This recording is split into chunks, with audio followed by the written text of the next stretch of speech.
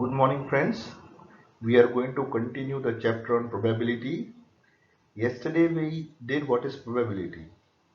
Probability is a branch of mathematics in which we calculate.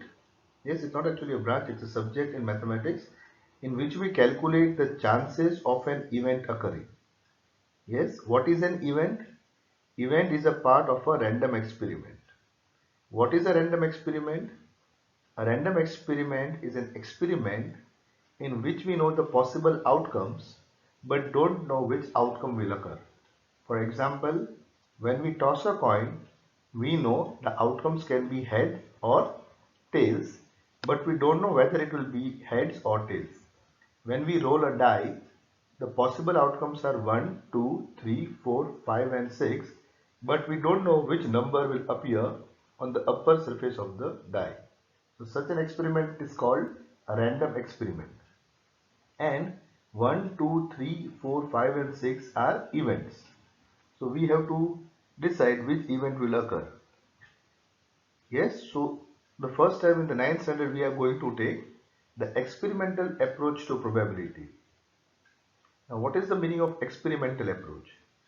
Experimental approach means an experiment has been done in which you know the number of trials or the times you have done the experiment, and you know what was the outcome. You have collected the data. Means suppose you have tossed a coin, you know how many times it was head and how many times it was tail.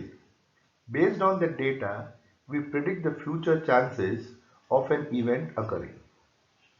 So we did an example yesterday. Today we'll continue with example number 2. We'll go forward and you will understand how probability works.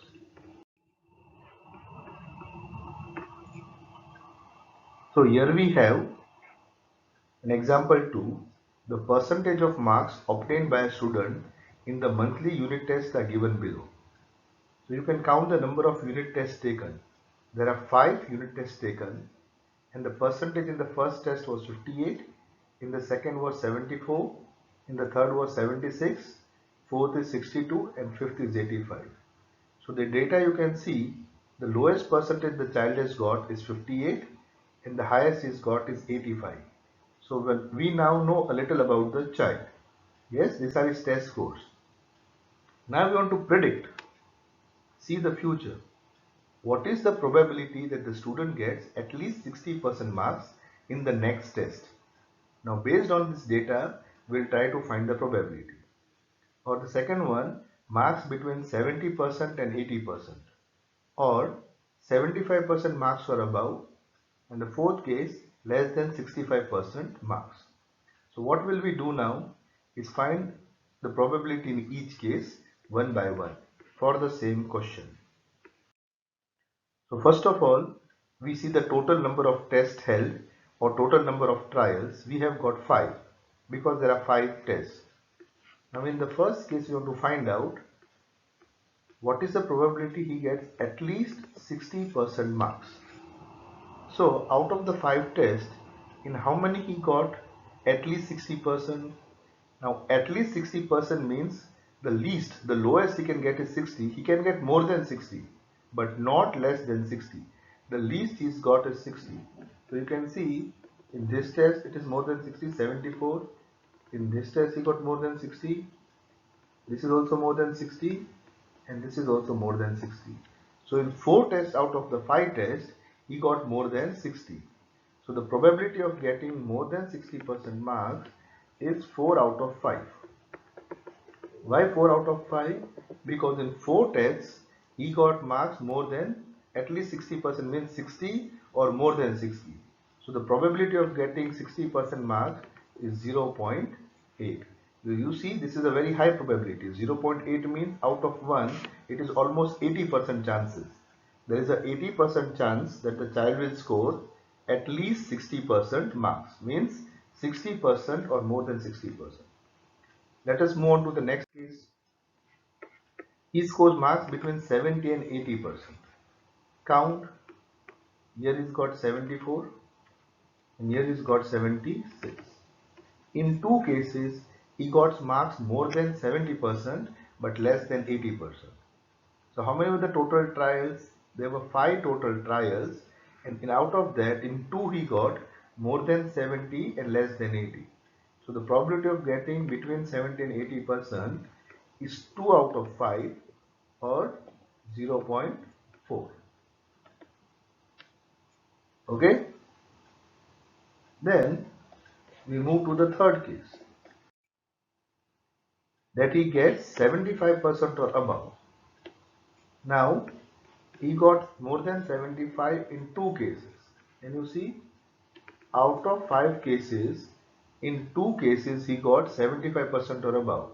So here the probability of getting 75% or above is 2 out of 5. So 2 is the test in which he got 75 or above, and 5 are the total number of trials.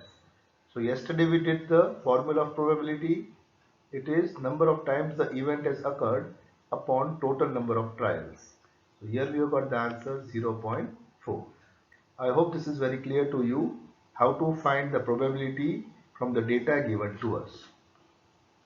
In the next case we have less than 65% marks. So in how many cases he can get less than 65%?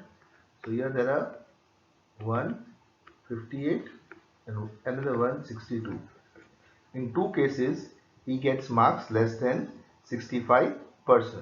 So here the probability of getting less than 65% is 2 out of 5 or 0.4. Yes, so we have done the 4 cases of example 2, taking each one separately. So I hope you have understood how to find the probability. We have not written the formula, but you can write the formula also. Probability equal to number of trials in which the event has occurred upon total number of trials. Yes, and then we write the answers and go further now. So let us move to the next example. So have you understood this example? So you can see 5 tests are taken, but what the event we took? The event we took more than 60%, between 70 and 80%. Yes, then less than 65%, more than 75%. So these are the different events we have chosen in our random experiment and found out the probability. Now let us move on to the next example. A tire manufacturing company kept a record. So you can see again, kept a record means what? Collected the data. So the experiment has been done. So what they said, what they noted down, that when the customer comes to change the tire, they collect the data that when the tire needed to be replaced. So the table shown is here in 20 cases. So there are 1000 cases total. Data of 1000 cases are taken, means the 1000 customers gave their data. They found out that in 20 cases out of 1000, the distance traveled was less than 4000. Means when the tire covered 4000 kilometers, it needed to be changed. In 210 cases, it was between 4000 to 9000 kilometers. In 325 cases, the tire had to be changed between 9001 to 14,000 kilometers, and in 445 cases, the tire was changed when the tire covered more than 14,000. So this was the data available with the company. Now, if you buy a tire of this company, so suppose we buy the tire, what is the probability that we will have to change it before 4000 kilometers, or it will last more than 9000 kilometers, or it will have to be changed somewhere between 4000 and 14,000 kilometers. So what is said here? See, there is customers, 1000 customers. Yes, you understand here, there are 1000 customers who bought this tire. Now, the use of the tire will depend upon how the person drives the car. If he is driving the car too roughly, then maybe the tire get damaged faster. Or if the person is a very smooth driver, the tires may last long. So here we do not know the conditions why the tires were changed. It is possible that the person who gets the tire changed are living in a village side where the roads are rough. Yes, and those with more than 14,000 live in a city where the roads are good. But that data is not mentioned here. They have only collected the data when the tire needs to be changed after covering how many kilometers. So just based on this data, so that is why it is called experimental approach to probability. Based on these trials or experiments, we are finding the probability. So let us see the cases now one by one. Case number 1, it has to be replaced before it has covered 4000 kilometers. So now here in this sum, I name the event E1. This event is named E1.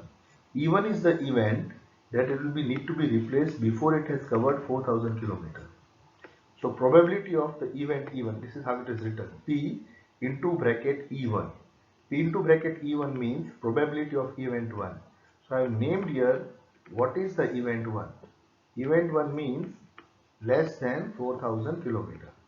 So probability of event 1, you should write here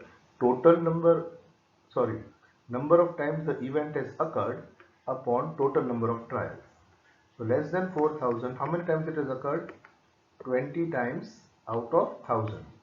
So the probability is 0.02, means in very less cases you might have to change the tire before it has covered 4000 kilometers. Next case, it will last more than 9000 kilometers. So this event I have called E2. E2 means the event, I have named the event E2 is the event, it will last more than 9000. Now there are, see this 9000 to 14,000, so this is more than 9000. This is one case more than 9000 and more than 14,000. So 9000 and more than 14,000 is also more than 9000. So there are two cases here, means this two, 325 and 445. So more than 9000 we have got 325 and we'll add 445. Why are we adding it? Have you followed this? Because our event is more than 9000. So 9001 is more than 9000. More than 14,000 is also more than 9,000.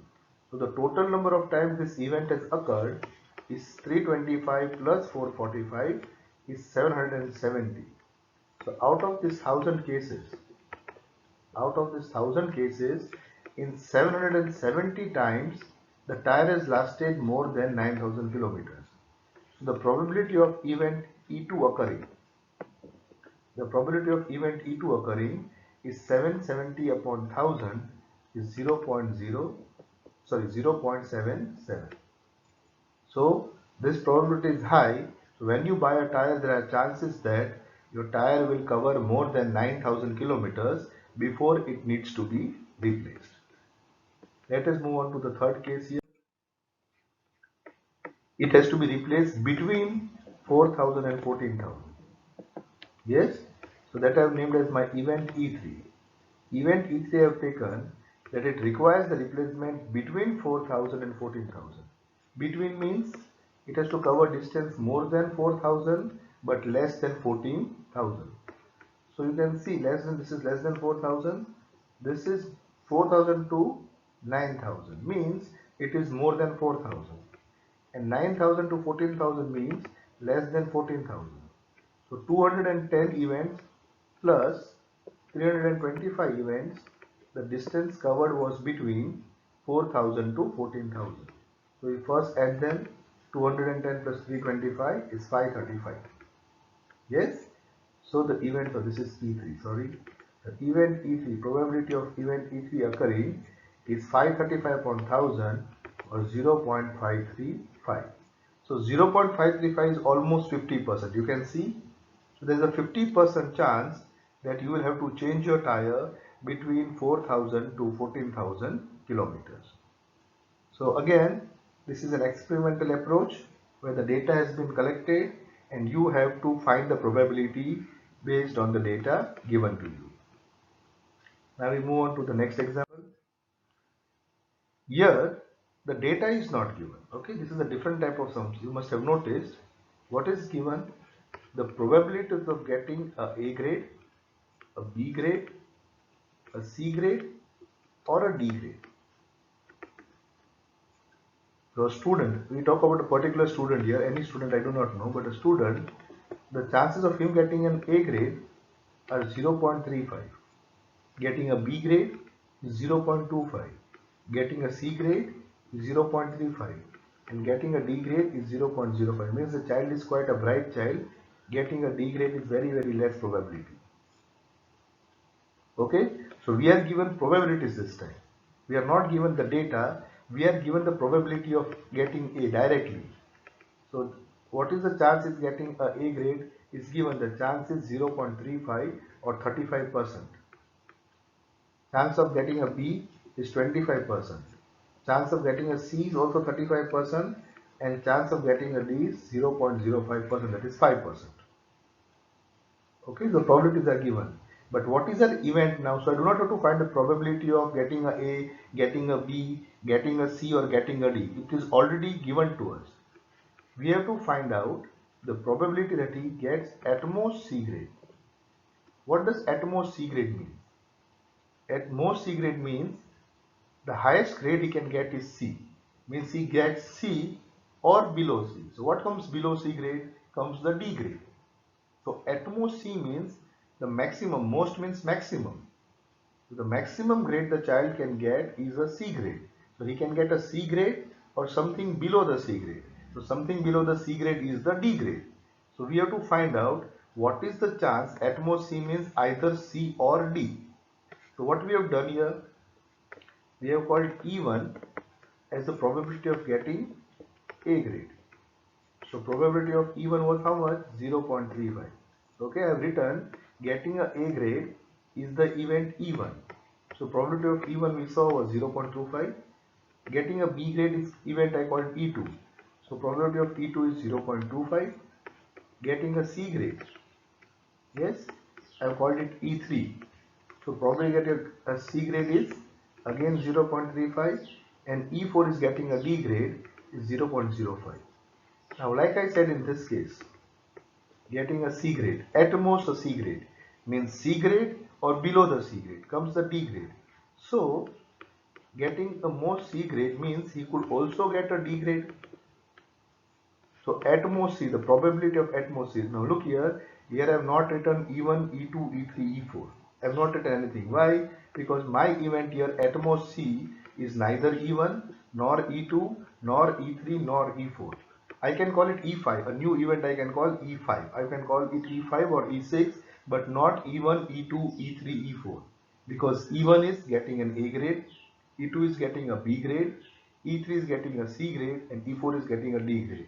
So here we have got, remember yesterday we did compound outputs, compound events. Compound event means a combination of two or more events. So at most C is a compound event. Why it is a compound event? Because now we have got a C grade and a D grade. So there are two outputs possible here, C grade and a D grade. So at most C, this event I can call E5, but I have written here, probability of getting at most C is the probability of getting a C grade plus the probability of getting a D grade. So C grade was how much? 0.35, D grade was 0.05, so at most C is 0.40. There is a 40% chance the child gets at most a C grade, means either a C grade or a D grade. So based on the probability, I have found a new probability of an event which is at most C. So again I am telling you, in this sum there is no data given. The probabilities were directly given of 4 events, E1, E2, E3 and E4, but at most C grade I can call the event 5.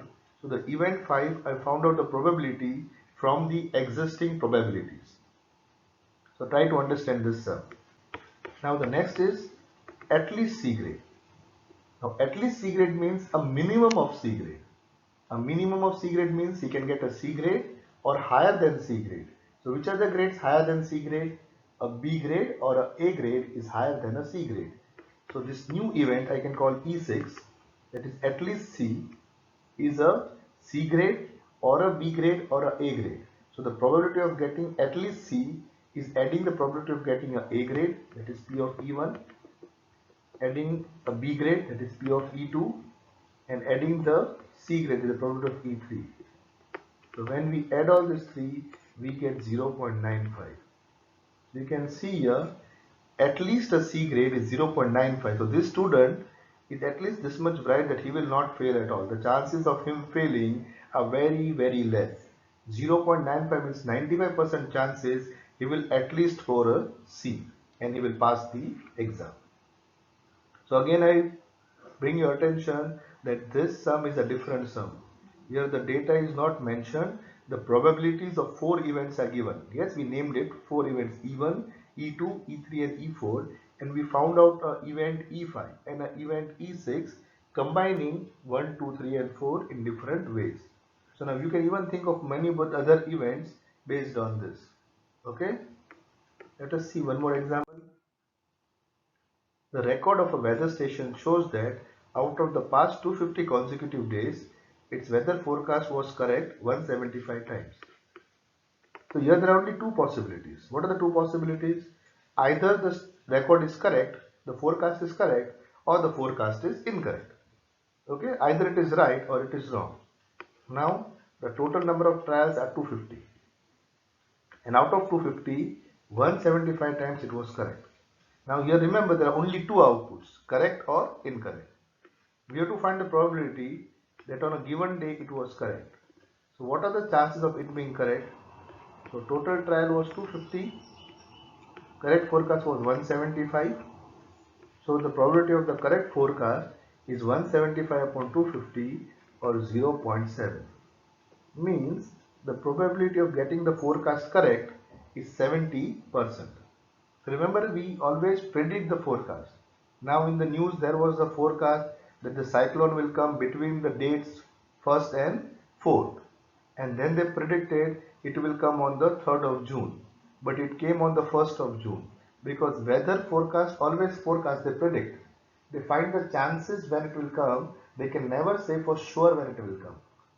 Because weather conditions are not under human control, they can change anytime. So weather has to be forecasted. So this is a good forecast because in 70% of the cases the forecast is correct. So it is a good value. You can never say for sure, you can only say how much right it can be. So here the correct forecast is 70%. Now the incorrect forecast, getting it wrong. So here we have not done. So what you could do here, if 175 times it is correct, then how many times it is wrong? So 250 minus 175, that is 75. So in 75 cases it is wrong. So you get 75 upon 250 is 0.3. But here we did not find the answer by that method. The total probability is always 1 of any experiment. So from if 1 I minus the correct, that is 0.7, I will get the incorrect. So in this sum I have used a different method. If there are only two outputs, correct and incorrect, then if you know the correct, so 1 minus the correct will give you incorrect. If you know the incorrect, then 1 minus incorrect will give you the correct. We did in the previous slide the probability of an event E occurring and a probability of event E not occurring. If you add the occurring plus the not occurring, you get 1. So here what we could do, again I tell you, if 175 times it is correct, then you see how many times it is wrong. 75 times it will be wrong. Yes, because 250 minus 175 is 75, and then we can find 75 times it is incorrect upon the total trials 250 times. So if you do this, then also you will get the answer 0.3. But I did not do that. What I did, I knew the correct, so 1 minus the correct gave me the incorrect. So if this is clear to you, you can start the sum from the exercise. If you do not have the textbook, then message me. I'll send you a file. So now try to do the sums, and you see this is a very easy chapter, but practice will make you much better. Okay, so you try the exercise on your own. In the next video, I will also do a little more sums for you from the exercise. You can compare the answers. Okay, thank you.